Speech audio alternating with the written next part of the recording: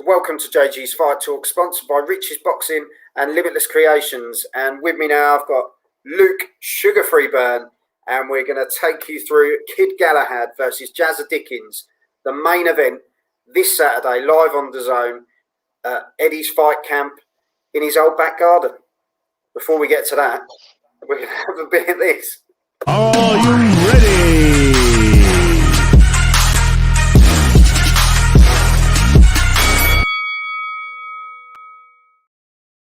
There's not many people on this planet that can say they've had main event boxing in their back garden.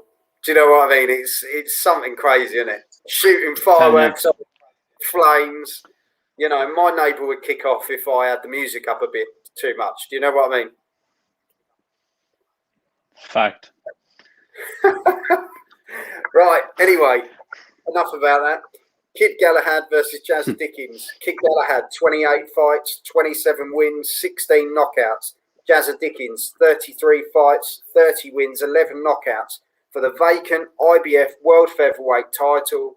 There's a lot on the line in this one. There's a good rivalry between these two as the fights happened before and Kid Galahad got the upper hand. But we're talking that was a while ago now. You know, these two guys have grown up a lot, have changed a lot. And they're ready and raring to go this Saturday. I listened to what Kid Galahad especially said earlier on today in a press conference, and he turned around and basically said, look, I'm taking his head off. There's no two ways about it. I'm getting him out. And by the way he was saying it, you believe the guy. But Jazza Dickens, tough individual. He's really stepped up. And Luke, how do you see this one going? I think it's personally a great main event for Fight Camp. It is. It's a fantastic main event. And it's interesting what you say that Kid Galahad said there in the press conference. He's clearly learned from the Josh Warrington fight that, you know, points sometimes isn't enough. You have to go in and hurt them. You have to go in and finish them in some cases. He's learned that, and I believe he does have a bit of spite in him. In his last fight against Marrero, is that his name? I think that's his name anyways. He showed a lot of spite, hard punching, stood his ground, moved off nicely as well, kept that slick style, but landed the power shots in there. And Jazza Dickens, on paper now, since last weekend, his golden contractor run looks amazing, especially having beaten Lee Wood. And Lee Wood has just gone and got a world title against arguably the best fighter in the division, so fair play to him.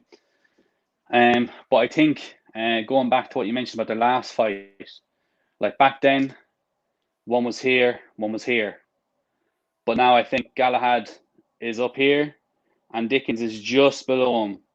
But I think Dickens is still below him. They've both improved a vast amount, but I think Galahad still has the upper hand, especially over 12-round World Championship distance. And if he is talking about going in and hurting, Dickens is there to be hit.